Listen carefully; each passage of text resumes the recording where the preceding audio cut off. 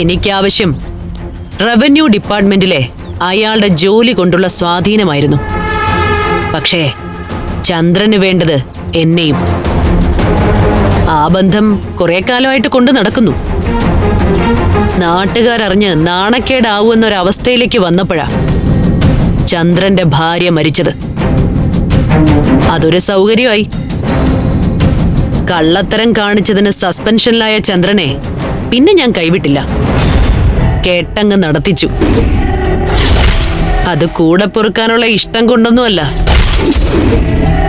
എനിക്കേ മണ്ണിനോട് ഭ്രാന്തമായ ആഗ്രഹമാ.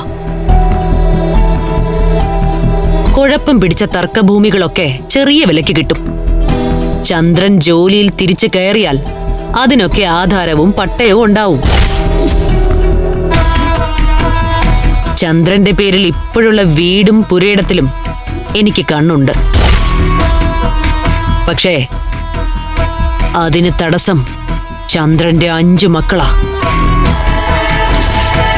അവരെ ഒഴിവാക്കി തരണം.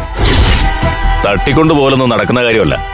വേണ്ട, അനാഥാലയത്തിലേക്കാണെന്നും പറഞ്ഞ് ഞാൻ അവരെ വീട്ടിൽ നിന്ന് ഇറക്കിത്തരാം. ബാക്കി കാര്യം വാസു നോക്കിയാ മതി. അങ്ങനെ ഇറക്കി വിടുവോ പിള്ളേരെ? ഇറക്കിയിരിക്കും. ചന്ദ്രനും അവരൊന്ന് ഒഴിവായി കിട്ടിയാ മതിയെന്നാണ്. വാസു ഈ കാര്യം ഏൽക്കണം. ഇതൊക്കെ എനിക്ക് ചെയ്യാവുന്നതേ ഉള്ളൂ. പക്ഷേ കാശ് കിട്ടണം.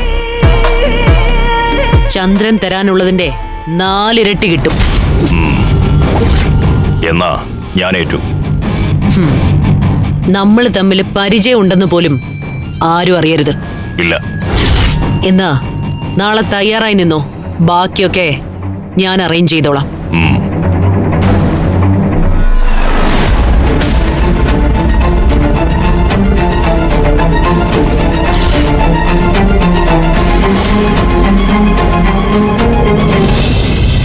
നമ്മുടെ റോസയില് ആദ്യമായിട്ടുണ്ടായ പൂവാ.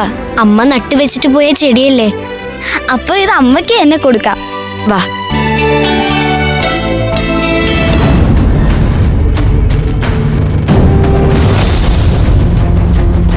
അമ്മയുടെ ഫോട്ടോ എവിടെ? ആരാ അമ്മയുടെ ഫോട്ടോ എടുത്ത് മാറ്റിയേ? അച്ഛനായിരിക്കും ചേച്ചി.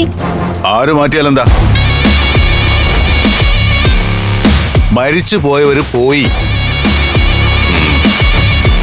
അതെ, ഇനി ഇവിടെ ഫോട്ടോയുടെ ഒന്നും ആവശ്യമില്ല. വേണം. ഞങ്ങൾക്ക് എപ്പോഴും ഞങ്ങളുടെ അമ്മയെ കണ്ടോണ്ടിരിക്കണം. അതൊന്നും വേണ്ട. ഇനി നിങ്ങൾക്ക് ഒരമ്മയുള്ളൂ. അത് ഈ ഞാൻ കൂട്ടിക്കൊണ്ടുവന്ന ആളാ. കലാവതിയാ ഇനി നിങ്ങളുടെ അമ്മ. അല്ല, ഞങ്ങൾക്ക് അവരെ വേണ്ട. അവരല്ല, അമ്മ.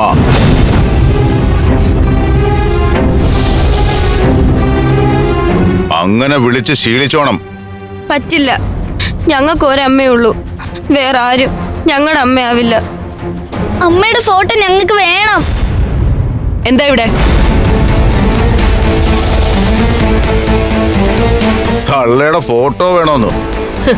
എന്റെ പൊന്നു മക്കളുമാരെ, അതിന് സ്വപ്നം കണ്ടാ മതി.